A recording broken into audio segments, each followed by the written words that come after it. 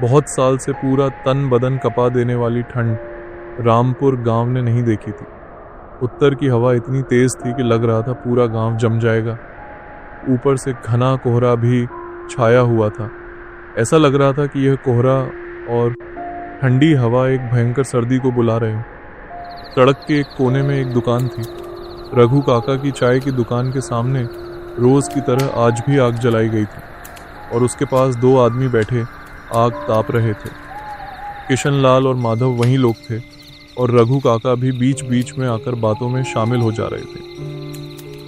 समझे माधव भाई, इस बार की सर्दी बहुत ज्यादा होने वाली है। मैंने रेडियो में सुना था। क्या बात कर रहे हो? यह ठंड में ऐसे ही जान निकली जा रही है और ज्यादा भयानक हो गई। भगवान ही जाने किस किस के नसीब में क्या लिखा है। याद है करीब 5 साल पहले कैसी ठंड पड़ी थी। उस बार तो ठंड की वजह से लोग घरों से बाहर ही नहीं निकल पा रहे थे। आंगन के पेड़ों से सारे पत्ते गिरकर पेड़ बिल्कुल सूखते चले जा रहे थे, पर पूरी रात सब लोग कपकपाते रहते थे। हाँ, इस हड्डी कंपाने वाली ठंड में घर के अंदर रहो या बाहर, दोनों एक बराबर हैं। टीन की छत के छेदों से और पतली दीवारों से हवा ऐसे घुसती है कि बस क्या ही बताऊं।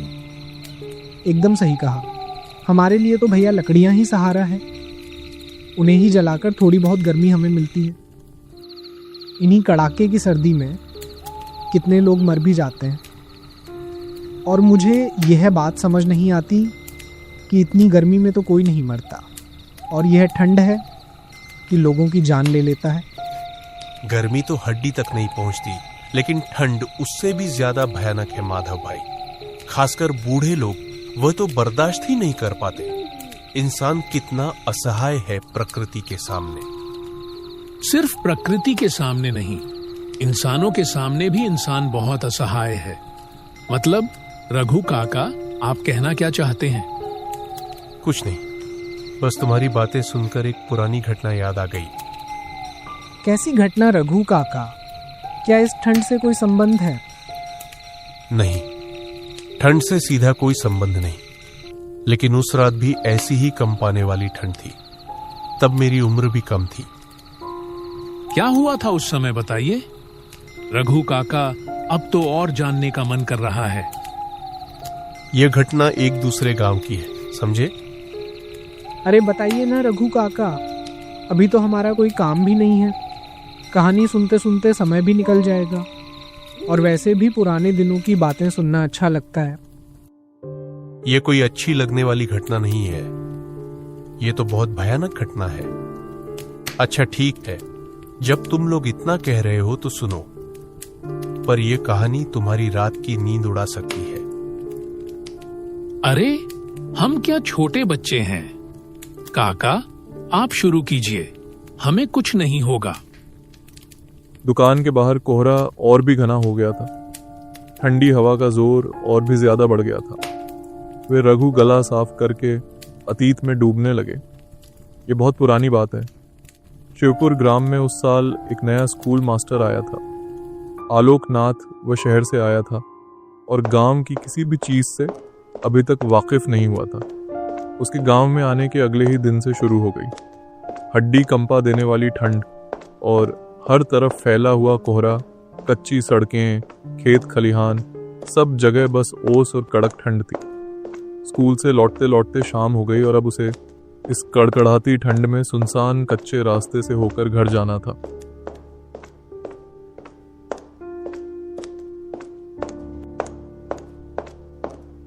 उफ, ये ठंड, काश एक मोटा चादर खरीद लिया होता तो कितना आरामदायक होता इस ठंड में। ठीक उसी समय आलोकनाथ के बिल्कुल पास पता नहीं कैसे अचानक एक आवाज उभरी। एक बुजुर्ग विशंभर चाचा की। उन्होंने 1 साल ओढ़ रखी थी। आलोकनाथ उम्र में उनसे बहुत छोटा था, फिर भी विशंभर चाचा उसे आप कहकर सम्मान देते थे। मास्टर जी, सुनसान जगह पर कहाँ जा रहे हो? अरे विशंभर चाचा, यही मैं स्कूल से ही घर लौट रहा था, लेकिन इस कोहरे में तो रास्ता दिशा कुछ भी दिखाई नहीं दे रहा। आप कहाँ जा रहे हैं? मैं भी घर ही जा रहा हूँ, लेकिन तुम्हारा इस समय अकेले निकलना ठीक नहीं है। चलो मैं आपको छोड़ देता हूं। हाँ, सच में धन्यवाद चाचा। आप ना होते तो आज बड़ी मुश्किल में पड़ जाता। विशंभर चाचा के साथ आलोकनाथ कच्चे रास्ते पर चलने लगा।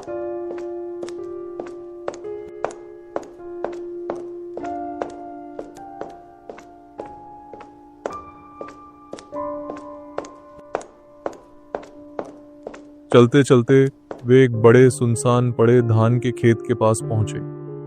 चारों तरफ घोर अंधेरा, और जब कोहरा थोड़ा हटता खेत की आकृति धुंधली धुंधली दिख जाती। अचानक आलोक ने देखा धान के खेत के ठीक बीच में कोई काला साया खड़ा है। चाचा वो देखिए, इतनी ठंड में खेत के बीच कौन खड़ा है? मास्टर जी उधर मत देखिए, चलें, जल्दी चलें यहां से। जमीन के किनारे कौन है रे? चाचा कौन है वहां? किसने बोला? ये जो खेत के बीच खड़ा है वही बोल रहा है, लेकिन तुम बिल्कुल जवाब मत देना, बस मेरे साथ चलते रहो। पर कोई अकेला वहां क्यों खड़ा होगा? और इतनी ठंड में वह खेत में करके आ रहा है? वो कोई आदमी नहीं है। अब और कुछ मत पूछो, और याद रखना इस खेत के पास कभी मत रुकना, रुकते ही बड़ा खतरा है। आप गांव में नए हो, इसलिए मैं आपको चेतावनी दे रहा हूं। विशंभर चाचा की आवाज में इतना डर था कि आलोकनाथ ने और कुछ पूछने की हिम्मत नहीं की।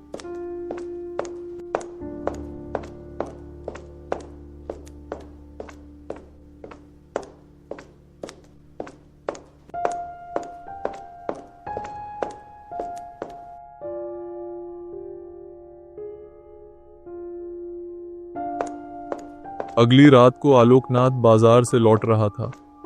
नए गांव में बाजार पहचानने और सामान खरीदने में देर हो गई थी। वापसी में वही धान का खेत फिर से सामने आ गया, लेकिन इस बार वहां कोई नहीं था। आज कोई नहीं है। विशंभर चाचा बिना बेकार में इतना डरते हैं, इतनी छोटी बात को लेकर इतना हल्ला मचा देते हैं। लेकिन नहीं, यहां रुकना ठीक नहीं है। अब मुझे भी जल्दी निकलना चाहिए यहां से। जैसे ही वह घर की ओर मुड़ा, उसका पूरा शरीर बर्फ जैसा ठंडा हो गया, क्योंकि उसने देखा ठीक उसके सामने वही काला साया खड़ा था। जमीन के किनारे कौन है? फिर आ गया तू मेरी जमीन खराब कर दे। आज नहीं छोड़ूंगा मैं तुझे, आज ही तेरी आखिरी रात है। आप कौन हैं? मैंने कुछ नहीं किया। मुझे छोड़ दो। मैंने कुछ नहीं किया। सच बोल रहा हूं। आलोक बिना एक सेकंड रुके भागने लगा। ओस से भीगे रास्ते पर फिसलता हुआ भागता रहा। आखिर वह विशंभर चाचा के घर के सामने जाकर गिर पड़ा। जब होश आया, आलोकनाथ ने देखा विशंभर चाचा चिंतित चेहरा लिए उसे देख रहे थे।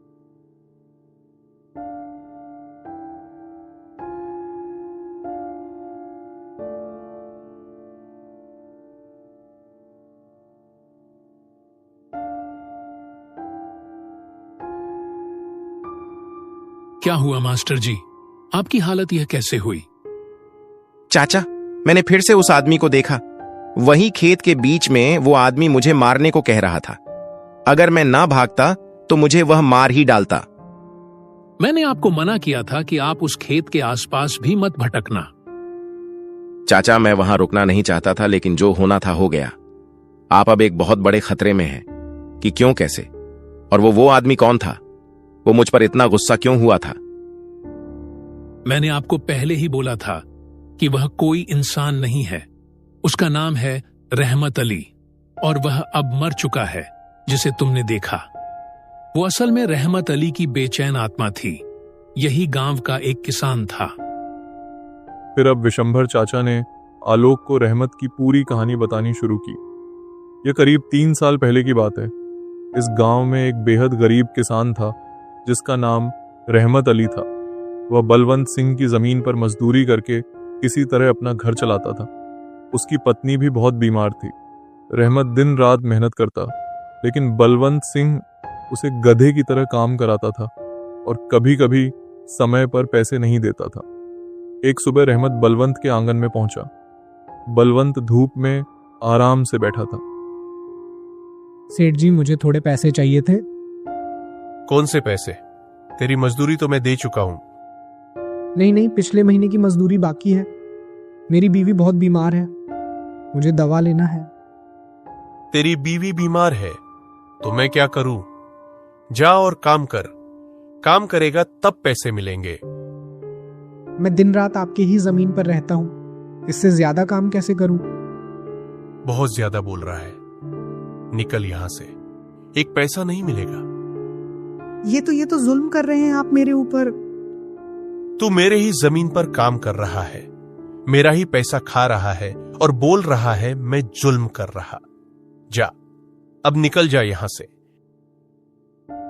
उस दिन रहमत खाली हाथ दुखी होकर घर लौट गया। अगले दिन जब वह खेत पहुंचा, उसने देखा किसी ने पूरी फसल बर्बाद कर दी थी। उसी समय बलवंत सिंह अपने आदमी के साथ वहां आ पहुंचा। ये क्या हाल है मेरी फसल का? रहमत तूने किया है ना? नहीं नहीं सेठ जी, मैंने कुछ नहीं किया, मैं तो अभी आया हूं। झूठ। कल पैसे नहीं दिए थे इसलिए गुस्से में तूने मेरी फसल नष्ट कर दी। अरे तू क्या देख रहा है? इसे ऐसा सबक सिखा कि जिंदगी भर मेरी जमीन की ओर ना देख पाए। विश्वास करिए, मैंने कुछ नहीं किया। छोड़ दो, मैंने कुछ नहीं किया। छोड़ दो, छोड़ दो, छोड़ दो, छोड़ दो। कमजोर शरीर होने की वजह से वह इतनी मार सह नहीं पाया और धान के खेत में ही उसकी सांस टूट गई। उस दिन से रहमत की बेचैन आत्मा उसी खेत में भटकती है। जो भी खेत के पास जाता है वह समझता है कि वह आदमी फिर उसकी फसल बर्बाद करने आया है और वह हमला कर देता है। लेकिन चाचा जिसने रहमत को मरवाया उसे कोई सजा नहीं मिली। पाप करके कोई बच सकता है क्या? बलवंत सिंह को उसके पाप की सजा मिली थी। रहमत अली की मौत के बाद उस जमीन में हर रात उसकी आत्मा दिखने लगी। डर के कारण बलवंत सिंह कभी उधर नहीं जाता था, लेकिन आखिर में उसी के अपने बेटे ने उसे मार डाला। जमीन और धन दौलत के लालच में उसी संपत्ति के लिए जिसके लिए उसने एक निर्दोष आदमी रहमत की जान ली थी, वही संपत्ति उसकी मौत का कारण बन गई।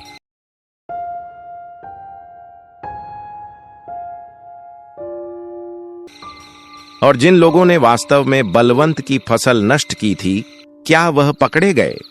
नहीं, आज तक कोई नहीं जान सका कि वह काम किसने किया था। लेकिन लोगों का मानना है कि बलवंत के अत्याचार से आसपास के गांवों के कई लोग परेशान थे। शायद उनमें से किसी ने गुस्से में उसकी फसल बर्बाद कर दी थी, लेकिन उसका फल भुगतना पड़ा बेचारे निर्दोष रहमत को। आपको यह सब इतनी बारीकी से कैसे पता है? क्या आप उस समय उस गांव में थे?